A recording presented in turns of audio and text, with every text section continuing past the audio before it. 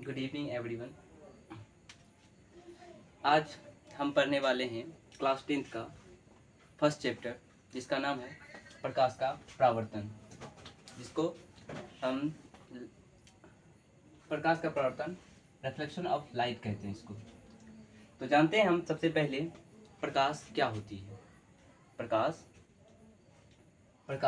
वह कारक होता है जिसकी सहायता से हम किसी वस्तु को देख सकते हैं। प्रकाश वह कारक है जिसकी सहायता से हम किसी वस्तु को देख सकते हैं। अब आते हैं कि प्रकाश का स्रोत क्या है, यानी प्रकाश किससे निकलता है। तो हम कह सकते हैं वे वस्तुएं जिससे प्रकाश उत्सर्जित होती है वे प्रकाश के स्रोत कहलाते हैं। प्रकाश के स्रोत यानी सोर्स ऑफ लाइट, जिसको हम कहते हैं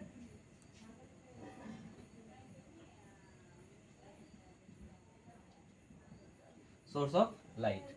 ये दो प्रकार के होते हैं, एक प्राकृतिक प्रकाश स्रोत होते हैं और एक मानव निर्मित प्रकाश स्रोत होते हैं।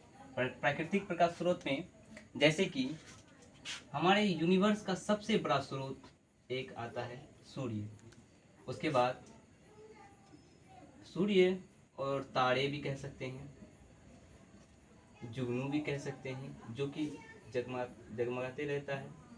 उसके बाद जुगनू के बाद जब बिजली चमकती है बारिश के समय, वो भी कह सकते हैं बिजली का चमकना।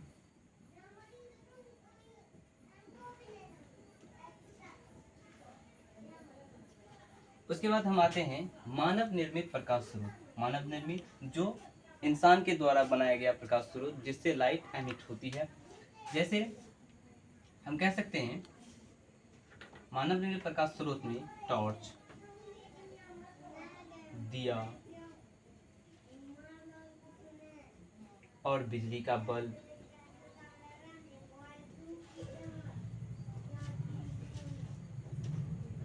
आदि, ये सभी प्रकाश के मानव निर्मित स्रोत हैं और ये प्रकाश के प्राकृतिक स्रोत हैं।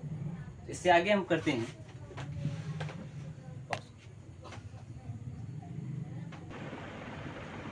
उसके बाद हम आते हैं प्रदीप्त वस्तु और अप्रदीप्त वस्तु के बारे में जानने के लिए। जैसे हम जानते हैं कि वे वस्तुएं जो प्रकाश उत्सर्जित करते हैं उसे प्रदीप्त या दीप्तिमान वस्तु कहते हैं, जैसे सूर्य, टॉर्च, मोमबत्ती आदि। ये वे वस्तुएं हैं जो प्रकाश उत्सर्जित करती है। इसमें वो भी आते हैं जो प्राकृतिक स्रोत हैं, इसमें वो भी आते हैं जो नेचुरल हैं, जो मानव निर्मित स्रोत हैं। अब आते हैं अप्रदीप्त वस्तु, वे वस्तुएं जो प्रकाश उत्सर्जित नहीं करते हैं। जो प्रकाश उत्सर्जित नहीं करते हैं जैसे कुर्सी, टेबल, चंद्रमा को भी अपना प्रकाश नहीं होता है। अब आते हैं हम प्रकाश के प्रकीर्णन के बारे में जानने के लिए, यानी स्कैटरिंग ऑफ लाइट के बारे में। तो हम जानते हैं प्रकाश का प्रकीर्णन के बारे में। प्रकाश का प्रकीर्णन उसे कहते हैं जब प्रकाश सूक्ष्म कणों पर पड़ता है, वे कण पर पड़ने वाले प्रकाश को अवशोषित कर लेता है। कौन प्रकाश को अवशोषित कर लेता है? कौन? कण। इन प्रकाश के पार्टिकल्स जो हैं वो अवशोषित कर लेते हैं सूक्ष्म कण, और उसके प्रकाश को विकृत कर देता है। जैसे प्रकाश के कण, मान लेते हैं कि ये प्रकाश के कण है, ये डस्ट पार्टिकल है, ये क्या करते हैं कि किस प्रकाश के किरण को अवशोषित कर लेते हैं। उसके बाद ये अवशोषित करने के बाद, ये अब्जॉर्व करने के बाद ये सब क्या कर देते हैं? प्रकाश को विकृत कर देते हैं, चारों ओर फैला देते हैं।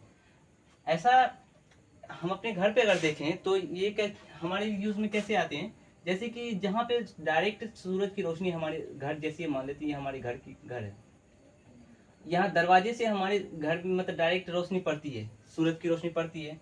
उसके बाद ये कोना में अगर यहाँ पे रोशनी नहीं पड़ती तो कैसे जाती है वहाँ पे रोशनी?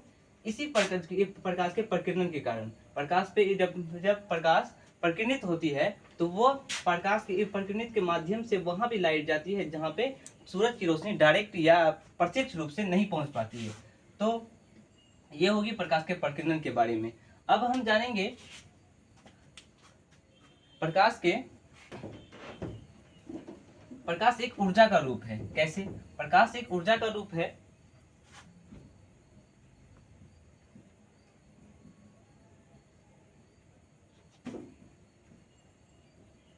प्रकाश एक ऊर्जा का रूप है।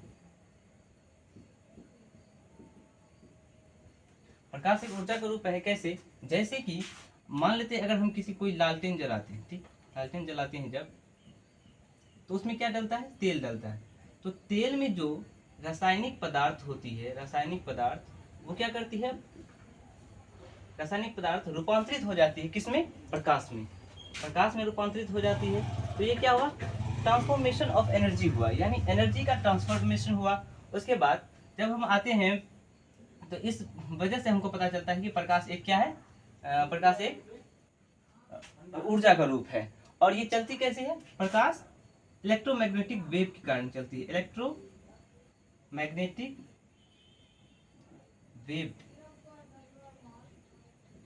इसके कारण इसलिए कहा जाता है कि प्रकाश एक ऊर्जा का रूप है जो क्या कहते हैं, ट्रांसफॉर्मेशन ऑफ एनर्जी होती है, ठीक। इसी बातों पे अब हम अपनी वीडियो को समाप्त करते हैं, मिलते हैं कल नए टॉपिक के साथ। Thank you, bye.